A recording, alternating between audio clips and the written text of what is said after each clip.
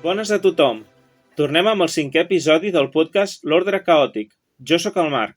Hola, jo sóc l'Anna Laura. Bones, jo sóc la Regina. Jo soc Llorenç, benvinguts i benvingudes. Jo el Sergi, hola a tothom. El tema del podcast d'avui és molt interessant. Les persones amb un diagnòstic de malaltia mental podem portar una vida normal entre cometes? Encara que primer hauríem d'aclarir què és una vida normal, o el que es considera com a normal avui en dia. Per a moltes persones significa portar una vida digna, treballar, tenir una llar, tenir parella i fills, tenir vida social i ser respectat. Altres persones creuen que consisteix en sentir-se integrat en la societat, cosa que et facilita poder desenvolupar les capacitats i tenir una estabilitat en tots els sentits. És poder mantenir un treball, tenir una rutina i un espai de llibertat per poder fer les coses que t'agraden. Tot això és el que socialment s'espera de nosaltres, encara que no tothom considera això una vida normal. Hi ha persones que no volen o no poden tenir aquest tipus de vida, i que per ells la normalitat, entre cometes, és una altra. Molta gent segueix aquest camí perquè és el més habitual i potser hi ha gent que no pretén viure així. Avui volem donar la nostra visió des del punt de vista de la salut mental. Amb un diagnòstic de malaltia mental es pot portar a una vida normal? Una persona que pateix un trastorn mental pot tenir parella i fills? Pot tenir una feina estable? Les relacions familiars i socials es veuen ressentides? Pot sentir-se plenament integrat en la societat? Intentarem donar resposta a tots aquests dubtes. Sí, ho intentarem. Què us sembla si comencem parlant del fet de tenir una parella? Creieu que amb un diagnòstic de malaltia mental es pot tenir una relació de parella estable?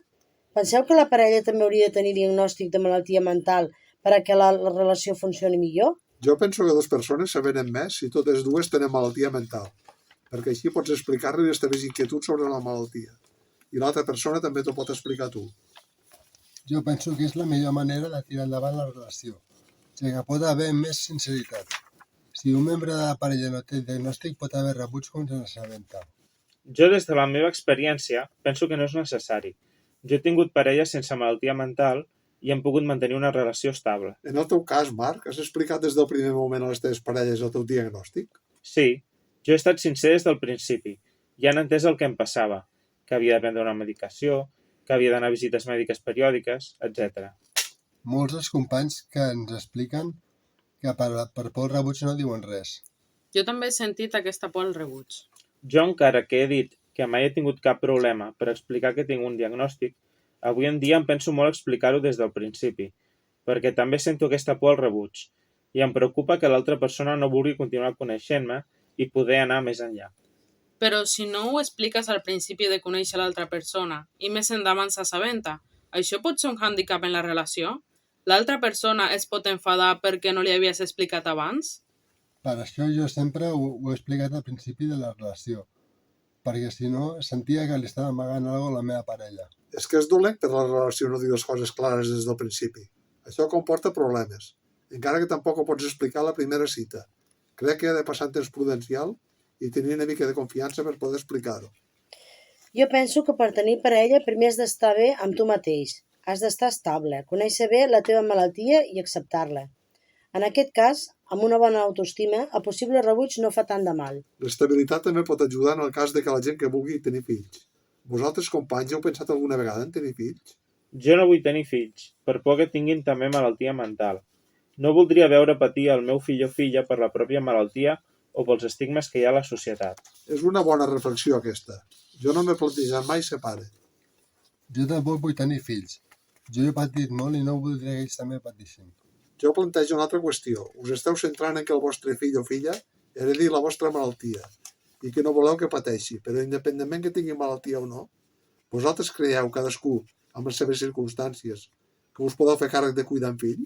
És que és molta responsabilitat tenir un fill. Jo he tingut èpoques molt llargues d'estabilitat i crec que sí que em podria fer càrrec. I les èpoques en les que no has estat estable, com t'ho faries? Home, jo penso que no estaria sol i que en aquests casos la mare se'n podria fer càrrec. També tindrà avis que em podrien ajudar. Jo, per exemple, tinc 2 fills i, per tant, crec que sí que es pot ser mare o pare, sempre que et cuidis, facis el teu seguiment de visites mèdiques correctament i et prenguis la medicació corresponent, es pot tenir una vida estable. Tal com vam parlar en un podcast anterior sobre les dificultats per accedir a un lloc de feina, jo el fet de tenir fills és una cosa que no em puc ni plantejar, ja que no tinc una estabilitat econòmica per poder fer-me càrrec. Un dels nostres companys de l'SPL ens explica que primer va ser pare i després li van diagnosticar la malaltia i que per ell i els seus fills han estat un suport molt important en aquest procés i l'han ajudat molt. També és important el fet que si una dona es queda embarassada i pren una medicació psiquiàtrica, durant l'embaràs no pot prendre aquesta medicació. Això pot suposar, per tant, una desestabilització per la malaltia. Sí, això també s'ha de tenir en compte i tenir un seguiment mèdic molt acurat en aquest cas. La família també pot ser una ajuda en el cas dels fills, però, per exemple, en el meu cas, jo no puc comptar molt amb la meva en aquest aspecte. Ja, la família és un pilar fonamental en la vida d'una persona. En la meva opinió, és important que la família estigui unida per a la meva estabilitat, però també hi ha un hàndicap, que és el de l'acceptació de la malaltia. En el meu cas, la meva família va estar molt dividida en el tema d'acceptació. Per una part, hi va haver gent que al principi no ho entenia, però va fer l'esforç per acompanyar-me i aprendre. Per altra banda, hi ha gent que em va rebutjar des del principi, i continuen fent-ho. Les meves amistats en general van desaparèixer, i encara que ara em dóna igual, al principi em va afectar bastant. La meva família va canviar la seva actitud amb mi. Ara em tracten amb molta cura i això no m'agrada. Voldria que em tractessin com sempre ho han fet. Vaig perdre tots els amics també, i això va fer que empitjorés, ja que no sortia de casa. Jo també penso que la meva família em tracta amb més cura, però em dona suport i estem bé. En el cas dels meus amics, com que també tenen malaltia mental, ens entenem bé i no he tingut cap problema. Hi ha un abans i un després en quant a les relacions socials i el diagnòstic. Per moltes circumstàncies, com per l'estigma, pel nostre aïllament, etc., es perden moltes relacions socials. Amb el temps, el cercle social es redueix a companys del club social, centre de dia, SPL, etc. I, per tant, la majoria de les teves amistats són persones que també tenen malaltia mental. Encara que sí que és veritat que en aquest entorn no et sents jutjat i et sents comprès i, per tant, estàs millor. I, per altra banda, creu que és necessari treballar per portar una vida normalitzada, entre cometes? Jo penso que sí, perquè et sents realitzat, tens una rutina i, sobretot, et dignifica com a persona. Treballar implica tenir obligacions, responsabilitats, estar ocupat. Tenir la ment ocupada és molt important. I tenir una independència econòmica també és molt important, ja que et permet tenir una estabilitat i projectes de futur. En definitiva, crec que estem tots d'acord en que un diagnòstic no impedeix portar una vida estable. Una de les coses més importants per aconseguir-ho és prendre's la medicació de manera adequada i saber demanar ajuda quan la necessites.